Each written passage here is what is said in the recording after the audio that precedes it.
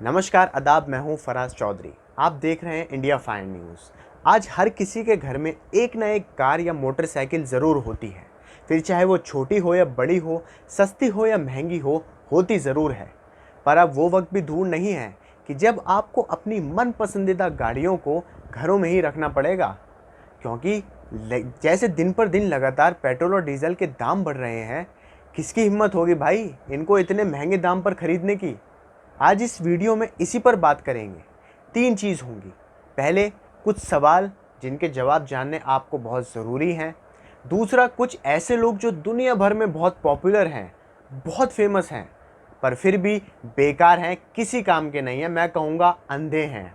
फिर तीसरा, हमारे माननीय प्रधानमंत्री जी की कुछ पुरानी वीडियोस जिनको देखकर शायद आपकी याददाश्त एकदम से ताज़ी हो जाए। पर पहले मैं एक रिक्वेस्ट कर दूं, चैनल को सब्सक्राइब ज़रूर कीजिएगा और वीडियो एंड तक देखकर अगर पसंद आए तो ज़्यादा से ज़्यादा लोगों में शेयर कीजिए, लाइक कीजिए और कमेंट कीजिए। ये जो आज लगातार पेट्रोल और डीजल के दाम बढ़ रहे हैं और पहली बार ऐसा हुआ है कि डीजल ने पेट्रोल को मात दे दी है। जी हाँ, डीजल पहली बार इतिहास में ऐसा हुआ है कि डीजल पेट्रोल से महंगा कर कर बेचा जा रहा है।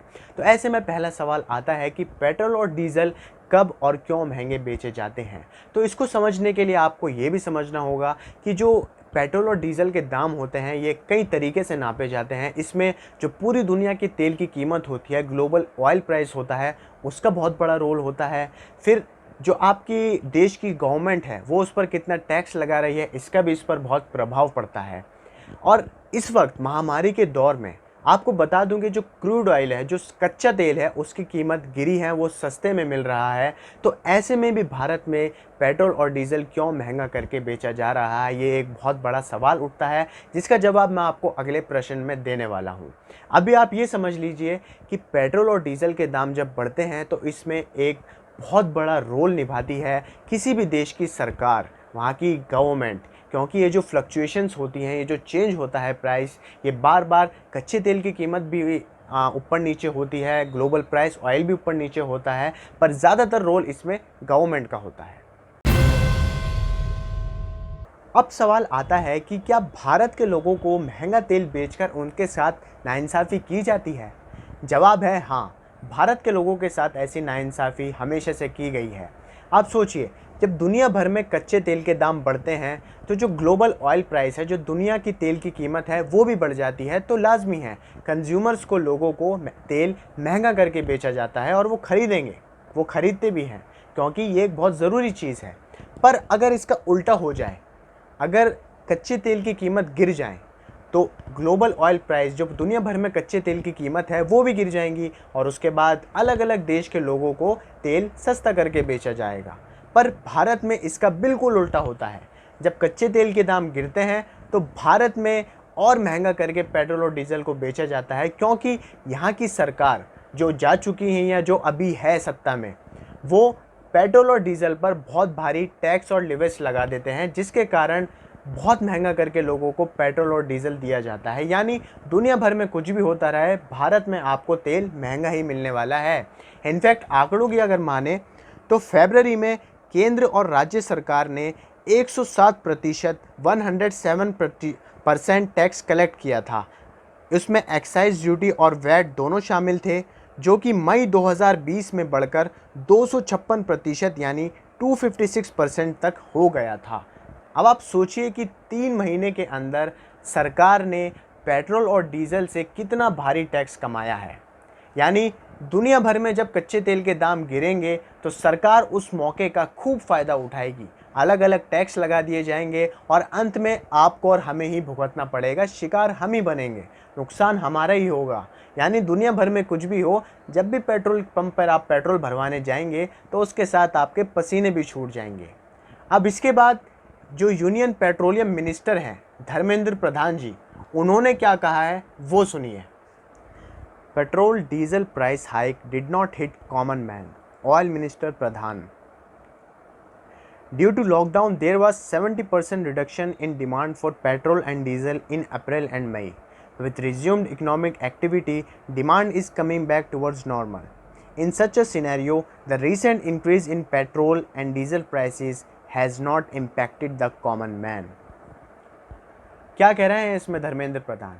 ये कह रहे हैं कि लॉकडाउन की वजह से जो पेट्रोल और डीजल की डिमांड थी वो 70% तक नीचे गिर गई थी, पर जब से इकोनॉमिक एक्टिविटीज़ खोली गई हैं, यानी लॉकडाउन धीरे धीरे हटाया गया है, अनलॉक को लाया गया है, जब से डिमांड दोबारा से नॉर्मल होने लगी है। और ऐसे में इसका जो प्रभाव है पेट्रोल और डीजल के दाम बढ़ने का, वो आम आदमी पर कुछ नहीं पड़ा है, यानी आम आदमी पर इसका कोई प्रभाव नहीं पड़ा है।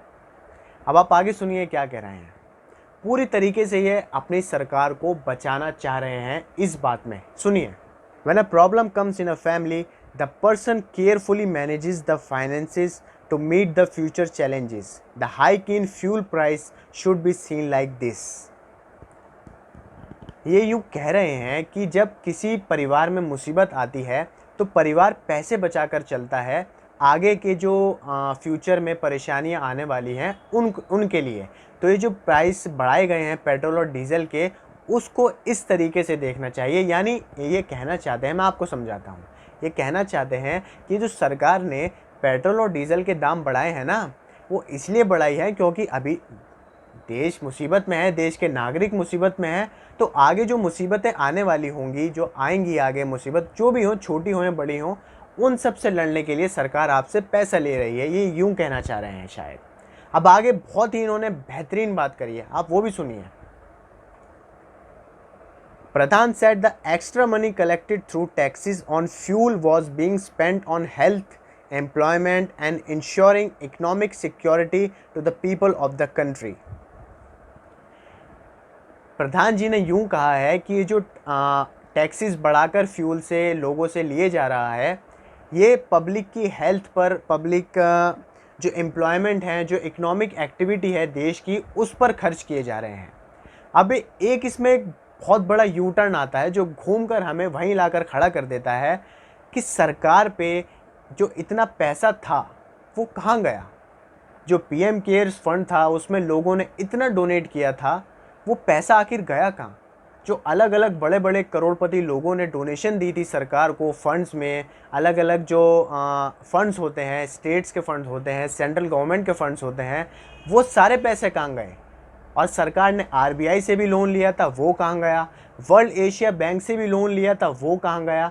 अरे भाई, इतना पैसा जब ऑलरेडी है तो आप क्यों जनता को लूटने में लगे हुए हैं? क्यों आप ज़बरदस्ती टैक्सेस पर टैक्सेस बढ़ाकर पेट्रोल और डीजल पर लगाए जा रहे हैं? क्योंकि आपको पता है कि जनता ये एक ऐसी चीज़ है, खरीदेगी ज़रूर, चाहे कुछ भी हो जाए। जैसे सिगरेट होती है, आप कितनी भी महंगी कर लीजिए, जिसको पीनी होती है वो पीता ज़रूर है। ऐसे ही पेट्रोल और डीजल है, कितना महंगा कर लीजिए, लोग भरवाएंगे ज़रूर। अब आता है सबसे इंटरेस्टिंग पार्ट पर। कुछ बड़े बड़े नामी लोगों को बेनकाब भी तो करना है। इसमें मैं आपको 4 ट्वीट दिखाऊंगा कुछ बॉलीवुड स्टार्स की। और अभी मत जाइए, इसके बाद तो माननीय प्रधानमंत्री जी की वीडियोस भी आने वाली हैं, तो बहुत मज़ा आएगा। पहले फटाफट से इन ट्वीट्स को निपटा लेते हैं। तो सबसे पहले आती है अक्षय कुमार की ट्वीट आपकी स्क्रीन पर। Guys, I think it's time to clean up your bicycles and hit the road as per sources expecting another petrol price hike. तो इसमें सीधा सीधा अक्षय पाजी यूँ कह रहे हैं कि अब वो टाइम आ गया है कि आप अपनी साइकिल्स बाहर निकाल लें और रोड पर ले आएँ, क्योंकि हम एक्सपेक्ट कर रहे हैं कि एक और पेट्रोल की प्राइस हाइक आने वाला है, मतलब पेट्रोल के प्राइस दोबारा बढ़ने वाले हैं। भाई, पहले तो अक्षय पाजी आप मुझे इस सवाल का जवाब दीजिए, आपने ट्वीट डिलीट क्यों करी? डिलीट कर दी? हाँ, कर दी। क्यों करी आपने ट्वीट डिलीट? और अगर आपने 2012 में ये मुद्दा उठाया था, बहुत अच्छी बात है। यह आपका कर्तव्य बनता है कि अगर आपके देश में कुछ गलत हो रहा है तो आप उस पर बोलें। पर 2020 में वो कहाँ गया? वो ज़मीर मर गया? वो देशभक्त कहाँ गया आपका? 2020 में जब पेट्रोल और डीजल इतना महंगा हो चुका है, जब आपकी साइकिल में हवा नहीं होगी शायद, मतलब अबे हट पागल। हाँ, हट। अब दूसरा ट्वीट आ रहा है अमिताभ बच्चन साहब का। पेट्रोल अप ₹7.5, पंप अटेंडेंट कितने का डालूं? मुंबई कर 2-4 रुपये का कार के ऊपर स्प्रे कर दे भाई, जलाना है। ट्वीट तो आप समझ ही गए होंगे। अब अमिताभ बच्चन साहब इतने बड़े लेजेंड एक्टर हैं, वेटरन एक्टर हैं, उनके ऊपर ऐसी बातें सूट नहीं करती कि मैं उनको कुछ बोलूं। जाहिर सी बात है, जब उन्होंने पहले ये मुद्दा उठाया था तो ये ज़रूरी था कि अमिताभ बच्चन जैसी शख्सियत इस बार भी 2020 में भी इस मुद्दे को उठाती, तो शायद लोगों पर इसका पॉजिटिव इफ़ेक्ट पड़ता और ये जो आंखों के ऊपर से काली पट्टी है उसको थोड़ी देर के लिए हटा लिया जाए तो शायद आज के टाइम में भी वो मुद्दे दिख सकते हैं जो 2012 में भी दिख रहे थे। अब तीसरी tweet, ask my driver why are you late, sir came by cycle, what happen to motorcycle, his reply, sir it is kept at home now as a show piece. अब अनुपम खेर साहब का बस क्या ही बोलें, इन्होंने पूरे जोश से नरेंद्र मोदी साहब के लिए कैंपेनिंग करी थी 2014 के चुनाव में। इन्होंने मोदी जी की बहुत तारीफ़ें करी, भाजपा सरकार की बहुत तारीफ़ें करी और उसके बाद पता है इन्होंने क्या बोला? तो 5 साल क्या किया मोदी सरकार? नहीं किया तो क्या कर सकते हैं। अब आप देखिए, सोचिए कि जब इन्होंने उस वक्त पेट्रोल के दामों पर सवाल उठाए थे तो जाहिर सी बात है मुझे कोई उम्मीद नहीं थी अनुपम खेर से कि ये 2020 में इस मुद्दे को उठाने वाले हैं, तो भूल जाइए इन्हें। अब चौथा ट्वीट है विवेक रंजन अग्निहोत्री का, may your happiness increase like petrol price, may your sorrow fall like Indian rupee and may your joy fill your heart like corruption in India. Vivek sahab बस एक बात कहूँगा कि क्या राजनीति में आप पढ़ रहे हैं, छोड़िए इन सबको, आप डायरेक्टर हैं, एक अच्छी फिल्में बनाइए, हमें दिखाइए, हमारा मनोरंजन करिए, क्या फालतू की चीज़ों में पढ़ रहे हैं। और अगर पढ़ ही रहे हैं तो कम से कम सही तरीके से तो पढ़ लीजिए। जो ट्वीट आप पहले कर रहे थे वो आज भी कर दीजिए, कोई ज़्यादा इंटरनेट महंगा नहीं हुआ है, वही ट्वीट कर दीजिए तो शायद पॉजिटिव इफ़ेक्ट लोगों में जाएगा, आपकी नेगेटिव जो छाप है वो लोगों के दिमाग से शायद हटे। उन्होंने देश में जिस प्रकार से पेट्रोल के दाम बढ़ा दिए, ये दिल्ली सरकार की शासन चलाने की नाकामयाबी का जीता जागता सबूत है। हाँ बिल्कुल, कांग्रेस बिल्कुल भी कामयाब साबित नहीं हुई सत्ता चलाने में, जब भी तो जनता ने उन्हें उखाड़ कर फेंक दिया और आपको लाए थे। पर सर आपके साथ भी तो वही हो रहा है अब, आपकी सत्ता के दौर में भी पेट्रोल और डीजल के प्राइस आसमान को ऊपर निकल गए। एक तो होता है आसमान को छू गए, आसमान से भी ऊपर निकल गए आपके दौर में। तो अब क्या करेंगे आप? अब कहाँ गए आपके वो सारे वादे सर? बहुत हुई पेट्रोल और डीजल की मार, अब की बार मोदी सरकार। रुक जाइए, अभी और है, आगे तो सुन लीजिए। अबे जाना। अबे सुन तो ले पहले। ये ऐसे नहीं होता मित्रों, मैं शासन में बैठा हूं, मुझे मालूम है इस प्रकार से रुपया इतनी तेजी से गिर नहीं सकता। अरे ये नेपाल का रुपया नहीं गिरता है, बांग्लादेश की करेंसी नहीं गिरती है, पाकिस्तान की करेंसी नहीं गिरती, श्रीलंका की करेंसी नहीं गिरती, क्या कारण है हिंदुस्तान का रुपया पतला होता जा रहा है? ये जवाब देना पड़ेगा आपको, देश आपसे जवाब मांग रहा है। मुझे तो लग रहा है प्रधानमंत्री जी के साथ डेजावू सा हो रहा है। नहीं मतलब जो पहले उन्होंने मुद्दे उठाए थे जिसकी वजह से वो इलेक्शन जीते थे, वो सारे घूम फिर के दोबारा उनके सामने आ गए। देखिए पेट्रोल डीजल के मुद्दे उठाए थे, उनके दौर में भी कितने ऊंचे निकल गए। रुपए को कमज़ोर करने वाले मुद्दे उठाए थे, उनके दौर में भी रुपए कितना कमज़ोर हो चुका है। हमारे देश की करेंसी का हाल आपको पता है, $1 हमारे देश की करेंसी के हिसाब से 75 या 76 रुपये के रेट पे बिक रहा है। अब आप सोचिए कि किस हद तक रुपए की जो हमारी करेंसी की जो वैल्यू है वो गिर रही है। और बिल्कुल सही बात है, ये छोटे छोटे से देश पाकिस्तान, बांग्लादेश जो हमारे देश से ही निकले हैं, आज ये हमसे कई एरिया में बहुत आगे निकल चुके हैं और हमारा देश वहीं पर है। तो सोच लीजिए। और आगे देखिए, सबसे फनी पार्ट आ रहा है, बाबा रामदेव जी की वीडियो मिली है मुझे, वो देखिए। अबे चुप रहे। अबे देख तो लिया कर। अच्छा बच्चों ये बताओ कि आपको 75-80 रुपए का पेट्रोल चाहिए कि 35 रुपए का? तो आपको जो 35 रुपए का पेट्रोल दिलाएगा उसको वोट दोगे या 75-80 दिलाने वाले को? अच्छा, आपको आज गैस सिलेंडर सब्सिडी के बावजूद 425 का और सब्सिडी के बिना जो है 1200 रुपए का मिलता है। यदि आपको गैस का सिलेंडर 300 या 400 रुपए का मिले उसको वोट करोगे या 1200 रुपए का देने वालों को? देखो सरकार तो ये बनाएंगे, आप थोड़ी बनाएंगे, हम थोड़ी बनाएंगे। आप ऐसा करते, हमारे रजत जी को आपकी अदालत चलाने देते हैं, गवर्नमेंट अपन बनाते हैं।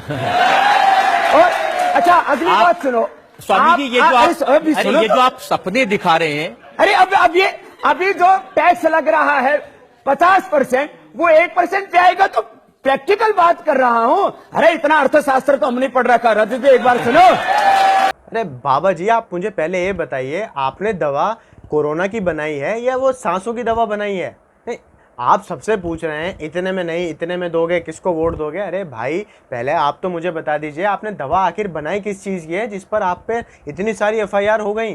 और बहुत बड़े अर्थशास्त्री हैं ये, ओहो, इनकी टक्कर का नहीं है। प्रैक्टिकल बात करते हैं सीधी। इंडिया टीवी पर आपकी अदालत में बैठ के खुल्लम खुल्ला इलेक्शन कैंपेन लगा रहे थे, और देख लीजिए आज इनके साथ भी क्या हो रहा है। ये वक्त आ गया है कि इन्हें झूठ बोलकर लाइसेंस लेना पड़ रहा है और फिर झूठ बोलकर पब्लिक को अपनी दवाई बेचनी पड़ रही है। देखिए, सारा मजाक एक तरफ, पर सीरियस नोट पर सरकार को इस मुद्दे पर बहुत जल्दी से ध्यान देना पड़ेगा, क्योंकि पेट्रोल और डीजल के दाम बढ़ने का सबसे ज़्यादा असर मिडिल क्लास और आम आदमी पर ही पड़ता है। और ये कहना बिल्कुल गलत है कि पेट्रोल और डीजल के दाम बढ़ने का असर आम आदमी पर कुछ नहीं पड़ता है, क्योंकि किसी भी चीज़ के होने से देश में, किसी भी देश में सबसे ज़्यादा जो उसका प्रभाव पड़ता है, जो प्रभावित होता है, वो मिडिल क्लास और आम आदमी ही होता है। और इस महामारी के दौर में जो पेट्रोल और डीजल के दाम बढ़ाए गए हैं वो बिल्कुल गलत है, क्योंकि लोगों की नौकरियां चली गई हैं, बेरोज़गारी का जो रेट है वो बहुत तेज़ी से बढ़ रहा है। जो लोग अभी भी ऑफिस में काम कर रहे हैं, कई महीनों से उन्हें सैलरी नहीं मिली है उनकी कंपनी की तरफ से। तो अब आप सोचिए कि ऐसे वक्त में जब लोगों के पास ना नौकरियां हैं, जिनके पास हैं उनकी भी चली गई हैं, लोगों के पास पैसों की कमी है, तो वो जब पेट्रोल और डीजल के दाम बढ़ा दिए जाएंगे, उनसे टैक्स और बढ़ाकर मांगा जाएगा, तो वो अपने परिवार का पेट कैसे पालेंगे? क्योंकि देखिए, इस बात में कोई शक की गुंजाइश नहीं है कि कोरोना महामारी के बाद भी हमारे देश के सामने बहुत बड़ी बड़ी चुनौतियां आने वाली हैं। तो क्यों ना उनका हल हम अभी से निकालना शुरू कर दें। सोचिए। नमस्कार।